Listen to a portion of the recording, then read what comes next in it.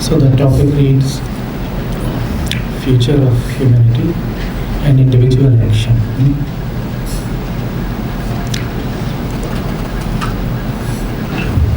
One gets a feel from the topic as if the future of humanity is threatened. Not quite assured, not very secure that it needs to be taken care of, and hence for that some intervention is required. That is the very assumption upon which the topic and this session stand. The future of humanity is at stake. Right? The future of humanity is at stake, and hence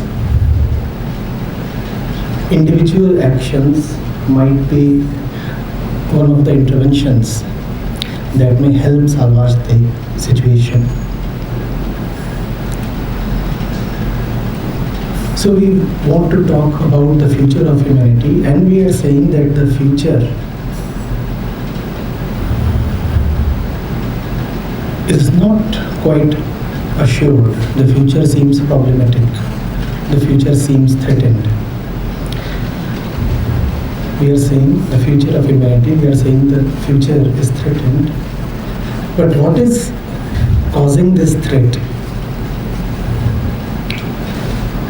Is the entire humanity not already thinking of future?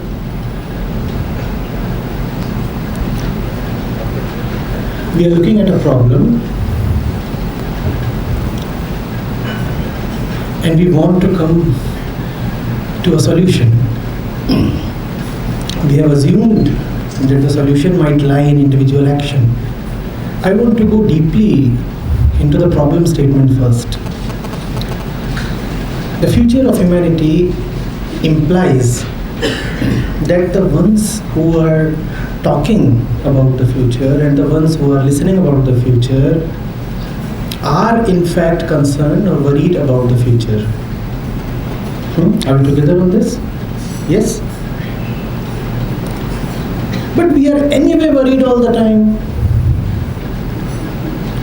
What you call as humanity is by definition that which worries about the future. Show me one man who does not worry about the future. Humanity, by definition then, is a set of people living in the future. If a group of people show a consistent and unmistakable characteristic, that characteristic may as well be used to define them. Right? If it is something that is inevitably present in each one of the members of a group, then why not just say that that is their very definition?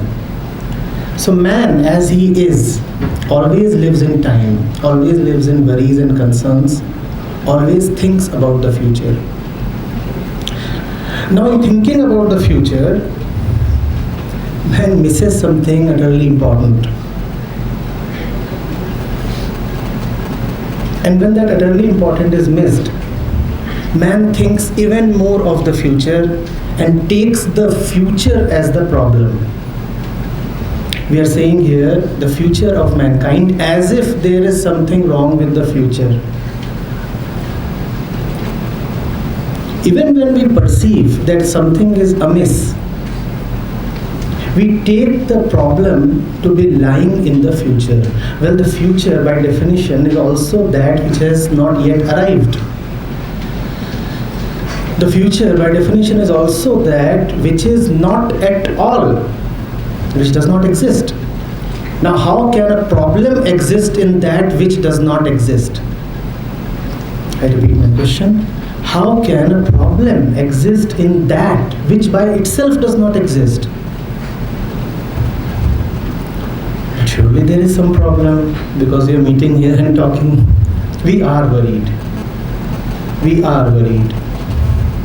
Right? We are worried about the future. We see certain trends. And when we extrapolate those trends, we see catastrophe. It is that catastrophe, that vision, that extrapolation that worries us. We see the direction that a particular road is taking, and from there we extrapolate the destination. The destination worries us. If the road continues to be what it is, obviously it may reach the destination. But what can you do about the destination? All that you can do is take care of the current movement that is happening right now in the present.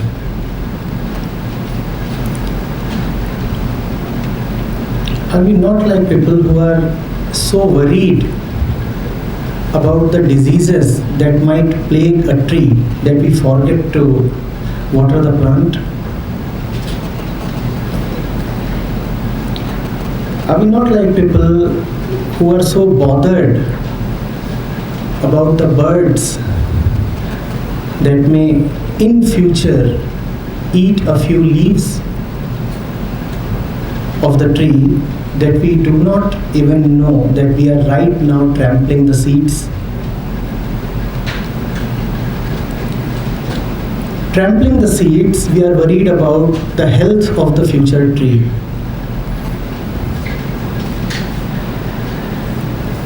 Are we not? How do we know that the future will obey the trends that you are seeing right now?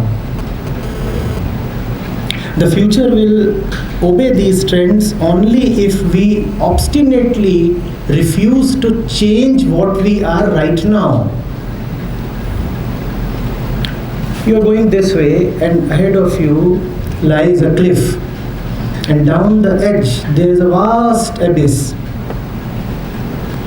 Must you worry about the abyss, or must you change direction right now?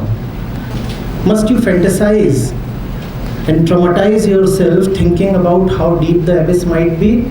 Or must you just bow down, surrender in a little humility and say, why do I need to keep walking this way?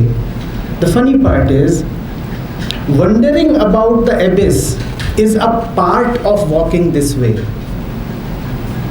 What else do we do except wonder about the future? Take a basic example. We are worried about climate change. We look at the global temperature rise and we say if the same thing continues, we'll be up by 1 degree centigrade by 2035, by 2070 it will be 2.5 degrees, and by 2100 if we survive at all it will be Holocaust. Right? Or worse than that. Even as we say that, we are guzzling fuel. Now I'm extremely worried about the future, sitting in my fuel guzzler.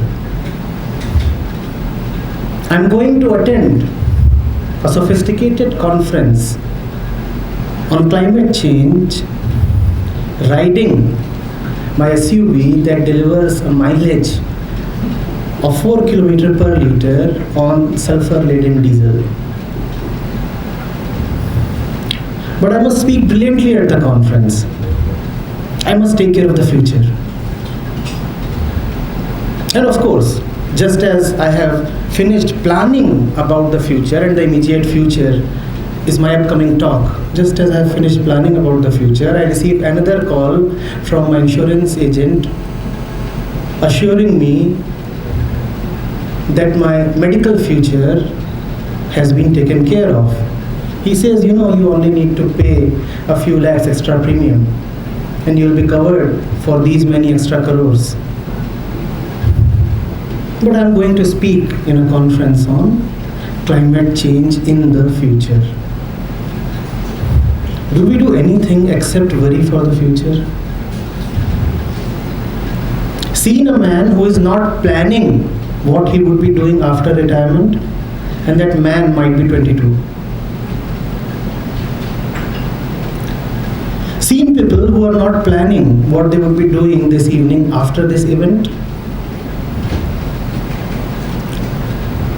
I'm pretty sure not so many vacant chairs were planned. But these vacancies might be a result of planning, individual planning. People have their own personal agendas.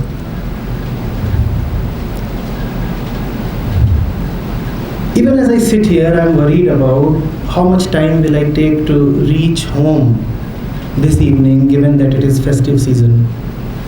Am I really present?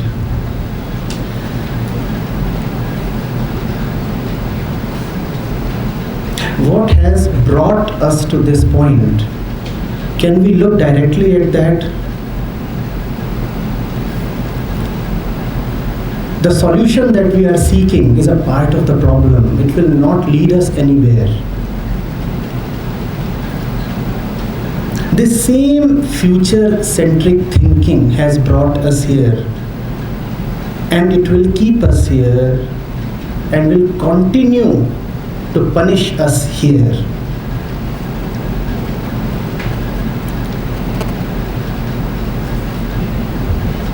Does man need to do something to take care of the future?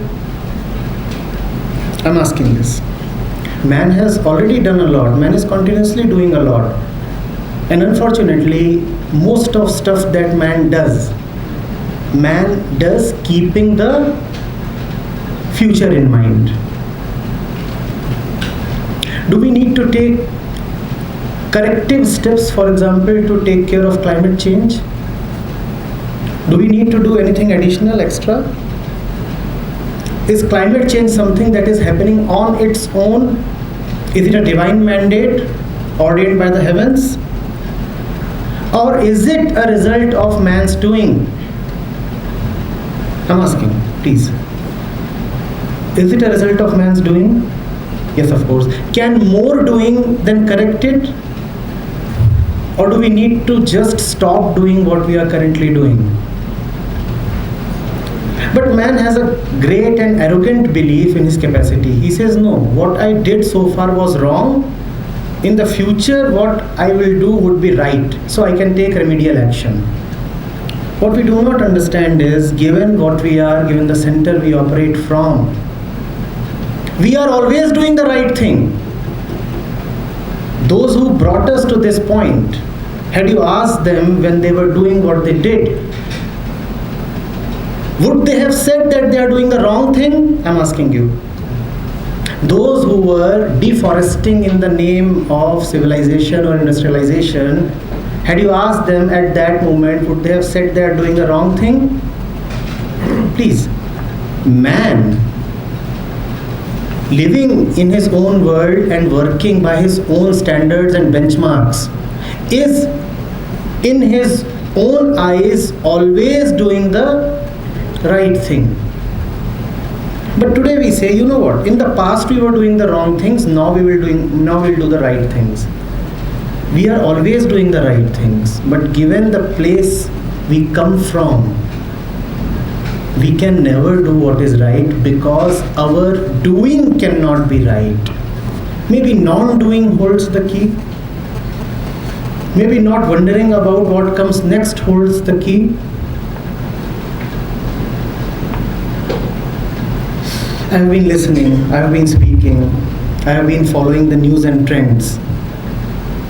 I'm yet to come across a person or a gathering who simply says, stop pretending that you can come up with a solution. As long as you are there, you are the problem. We get brilliant ideas, but all centered around man's ego. Man's intellect can come up with one fantastic thing after the other. But are they really going to work? They may bedazzle us. They may confuse us. Or they may overawe us. But will they solve the situation? To come to the solution, must we not firstly fully understand the problem? Fully and impersonally. Hmm? When you say future of mankind and individual action, please remember that the individual cannot act thinking of mankind. But everybody that you see is a fellow who acts thinking of mankind. You would say, but that is not the case. We are pretty self-centered and selfish people. We do not think of mankind. We just follow our own personal ways. Is that really true? Is that really true? If you follow your personal ways, then why is the festive season the same for everybody? Why did I have to face a traffic rush even on a Saturday afternoon? Why do we all celebrate festivals on the same day? Is there really any individuality? There is nothing called the individual. What we have is a confused lump of aggregated mankind. Individual action cannot happen thinking of mankind. The one who is thinking of mankind will forever be under the pressure of mankind. His very breath would be determined by mankind, which means you would be living always looking at and comparing yourselves with your neighbor. That is what mankind means to us. What does mankind mean to you? The cow in Uganda? The bridge in Brazil? Huh? The zebra in Tanzania? Is that what mankind means to you? Let's talk facts. What is mankind? Mankind is the fellow that we see on the road. Mankind is our neighbor. Mankind is our colleagues at our workplace. And what do these people, what does this so-called mankind do to us? What does it do to us? Please. What do your colleagues at your workplace do to you? Mankind. What does your neighbor's third car do to you? What do your wife's relatives do to you?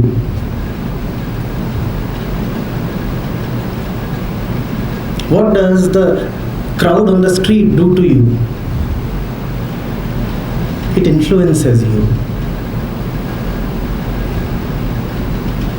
What do the movie reviews do to you?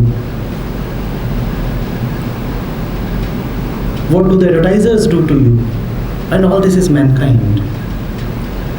We do not have man, all we have is mankind. For individual action, first of all, future would have to be forgotten and mankind would have to be forgotten. And this is a bit ironical. Obviously, the future of mankind depends on individual action, but at the same time, individual action is not possible as long as the individual is concerned about mankind.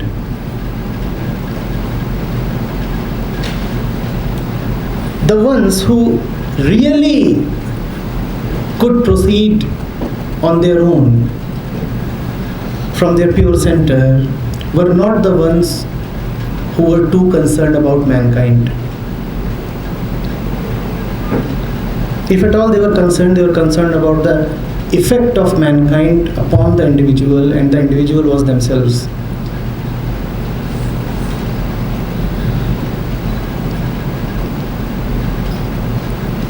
It is a good escape from the present to think a lot about the future. It is a good escape from oneself to think a lot about mankind. I will not see how my own mind is turbulent, violent, ambitious, anxious, greedy, comparative, competitive, but I'll think about how to settle the disputes in Middle East. Now, what caused the disputes in Middle East? Was it not the same ambitious, biased, prejudiced, bigoted mind? But retaining that same mind, I want to be charitable. I want to do some social service. I want to bring about international peace.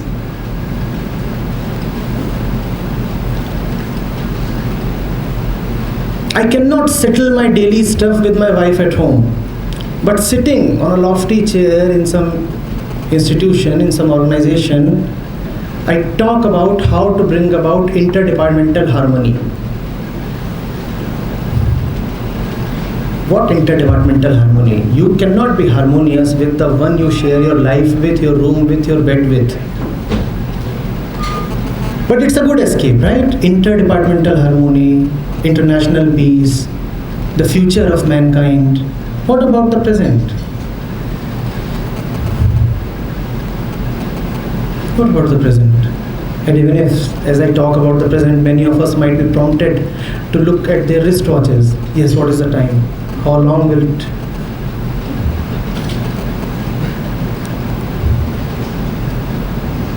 The future, you see the future and the mankind.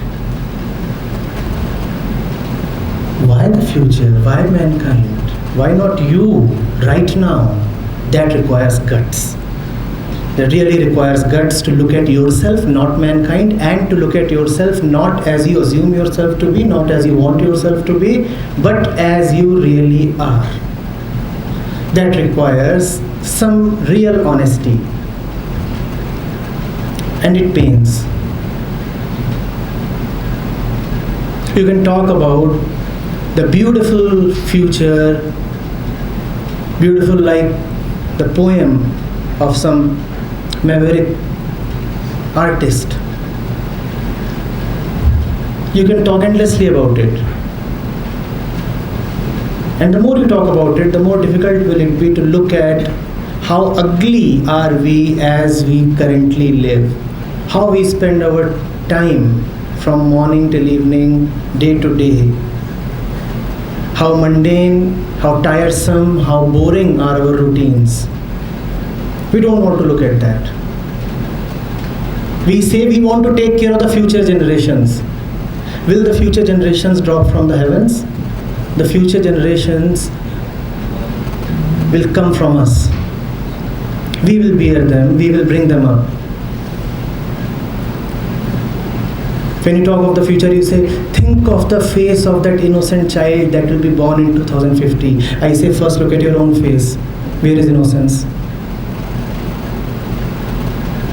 And even if a child is born innocent, will he be able to retain his innocence in our company? If we are the ones who will raise him? Why is it so difficult to look directly into the mirror?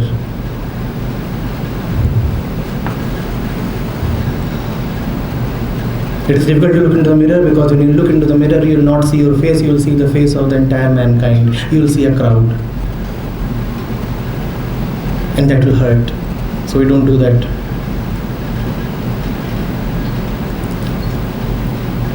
We are here to bring about peace. We want to talk of joy. We want to talk of everything that is auspicious. I go back to my first simile. Can a beautiful and healthy tree come up from a rotten seed? Can a smiling future come from a wailing present? I'm asking this, please. Why can't we look at ourselves as we sit here right now? What is going on? How do we look? How do we feel? What are we thinking of? And if that is not in place, then with this same mind, how will we let a different future come, even if it wants to come? Won't we block the innocence of the kid? Nature knows how to take care of itself. The existence does not demand man's wise counsel. Don't we see that we are the problem, we are the odd ones out, we are the misfits? But we want to act as specialists. We want to act as curators and healers. We say existence is sick, and we are the epitomes of health. We will teach existence how to live in a healthy way. Please.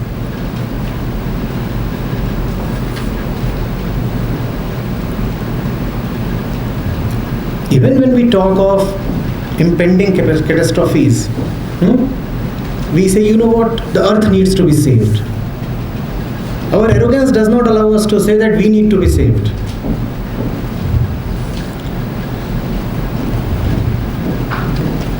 We never say that the earth was there before the human species and will outlast the man species.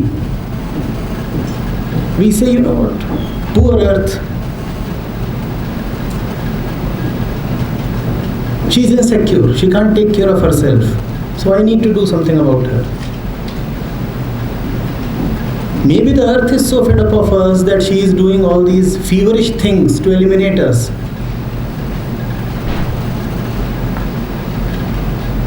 But we won't admit that we are the ones that need rectification, and that rectification cannot be postponed to the future. If you have a headache right now, will you take a pill in 2050? And we live in perpetual headache.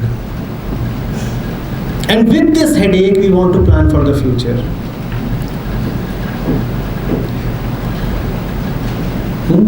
A drunkard who cannot see where he is standing wants to chart the way to heaven. And usually it is only the people who cannot see where they are standing who are the most interested in charting the way to heaven. Could we see where we are standing right now? Would we be in this mess that we are in today? I'm asking this, please. Have all these complications and miseries just sprung from nowhere? Or are they the result of the same mind that has been continuing since centuries? Has human mind really changed since the last thousands of years? We had conferences and treaties after World War I. We know what they led to. And after World War II, we again had a few things. Now we realize that treaties of that sort lead to wars. So we were wise enough to avoid that treaty. We said, no, war is bad. What we do not know is that in the aftermath of World War II, something worse than war has been festering. That is the thing with man's mind. It is limited, but it assumes itself to be all-powerful and wise and unlimited. How do you know, I seriously want to ask, how do you know that the corrective steps that you want to take to ameliorate the future will not be worse than the problem itself? Are you assured? Are you assured? Mankind must have fought thousands of wars, and every single war was fought with the ostensible purpose of peace, was it not? So in our minds, we always know what we are doing and we are pretty confident about it. What does that result in? What if in 2100 there is another conference like this and those guys or whatever species they have mutated into with distorted faces and half-eaten minds, brains, they are saying, you know what, it has come to this because in 2010 and 2020 they planned a lot, they thought a lot, and they worsened the situation. They wanted to take care of the future, you see.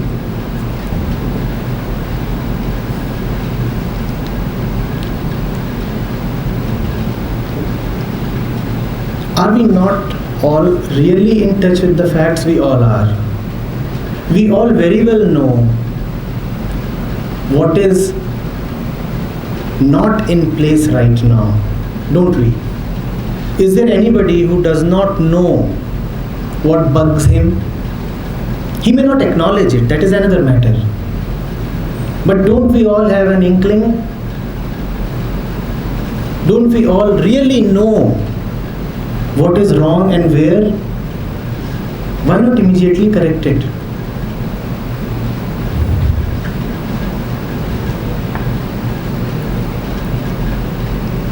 And those are small things, very easy to correct.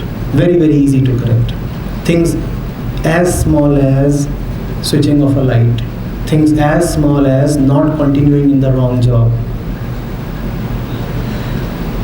Things as small as not unnecessarily proceeding for a vacation. Something as small as definitely proceeding for the right vacation.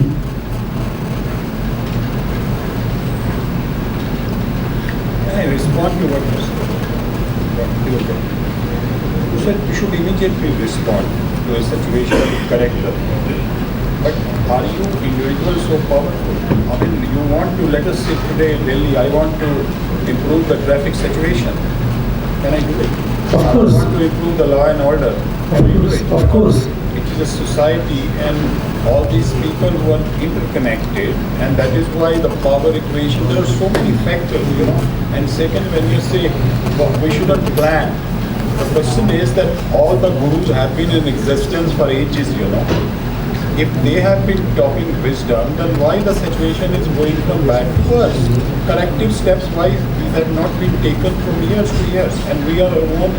Why we are today deliberating on these issues? These are the questions which come from. You were asking two questions. I'll take the second one first. You said if the sages and the wise ones and the gurus have been giving sagely advice since long, then why is the world like this? It is because they have been giving some sane advice. That is why the world is like this. Otherwise, it would have gone to the dogs long back. There is a line from Kabir that says, "Na hote jo sadhu jan, to jal marta sansar." You are assuming that their contribution has gone waste. I am saying it is only because of their contribution that there is at least apparent peace. Otherwise, you can imagine what would have been the situation of this world. But we won't look at it that way. We'll say, you know what, the entire responsibility of correction lies on them. And if the world seems to be going astray, it is they who have failed. They will not say, I have failed. Will not say that in spite of their best efforts, I am so stubborn that I refuse to budge. Will not say that even though the gurus have been saying what they did, I refuse to listen to them, I refuse to read to them. I will not look at how much daily time do I devote to reading the scriptures. How much daily time do I devote to tracking the stock market, and how much time do I devote to reading the scriptures? But I will not talk of the stock market. I will say, you know what, the gurus are to blame. They did what they could, and they did the highest that is possible. But even to receive the rain, the container must be sitting face upwards. Even to receive a grace that is universally, eternally, and unconditionally present, I must not be in a perpetual state of refusal.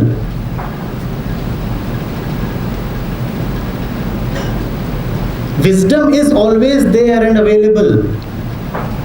Are we willing to listen? Are we willing to read?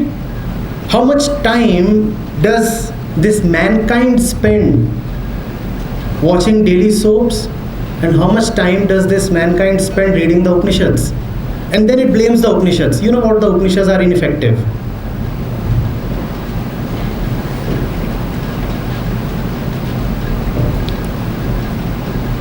Do I want that effect to take place? The medicine is there. Do I really want it to work? Or have I become so attached to the disease that I cannot bear health? This was the second part. The first part, one is concerned about the law and order situation in Delhi, one is concerned about the traffic situation in Delhi. I want to look at it. Is it not so that one is not at all concerned about Delhi, but talks about that only when it adversely impacts him? And what does one do when one is impacted by the traffic situation. Let's go into a real life case study. What causes a traffic jam and what worsens a traffic jam?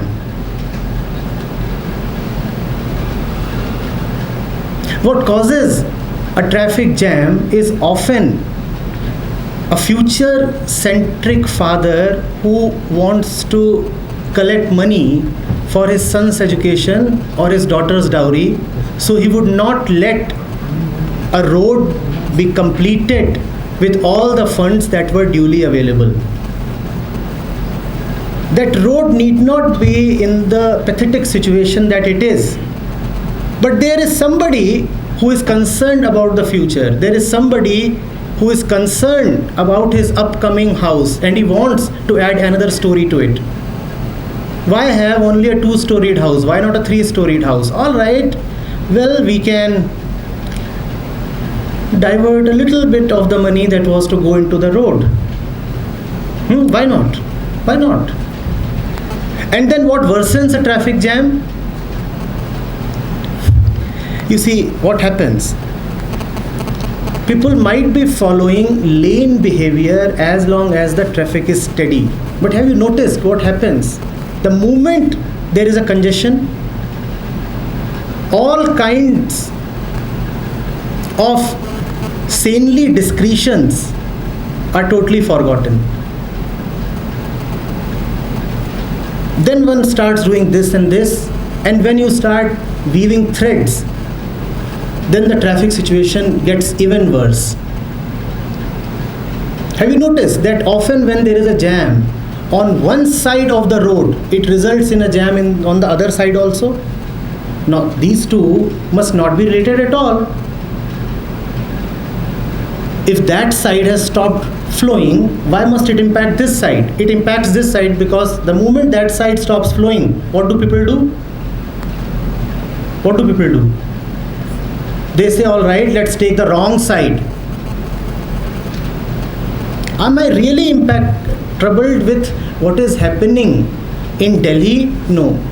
First of all, I'm not really troubled with what is happening in Delhi. I'm concerned more with myself, as I have been taught to be concerned by the mankind. The son must have education because that is all sons must get. The daughter must have a happy and settled life because that is what all daughters must get, as taught to me by tradition and by the daily soaps. So the road can be what it wants to be. Thinking of the road as made by someone else is a good escape. I'm repeating this, I know, but please see how we do not want to look at what I must be doing right now. And right now means right now, immediately. Am I fidgeting? Am I playing with my specs? Am I playing with the pen? Am I looking the other side when the speaker is here? We want to dismiss these things. We say, what role does the holding of a spec or fidgeting with the pen have in deciding the future of mankind? I'm saying only this decides the future of mankind. But we dismiss these things. We say, no, these are of no consequence. Let me talk of something big. Let me talk of macroeconomics. Let me talk in trillions, not in pennies.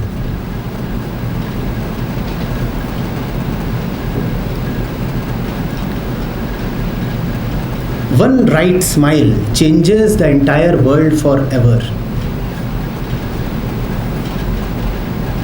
Do we know the value and power of the right smile? Do we really smile? We say, what value does a smile have? Come on.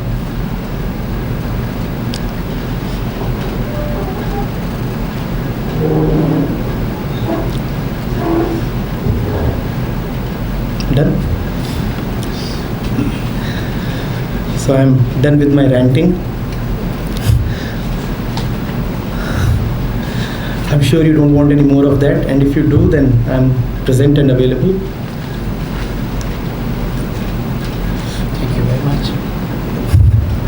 Thank you. Thank you so much, sir. It has been a very interesting day with many intriguing sessions. May I please request Dr. Gopal Ganesh, a former IAS officer and Vice President of our foundation, to wrap up on the sessions today.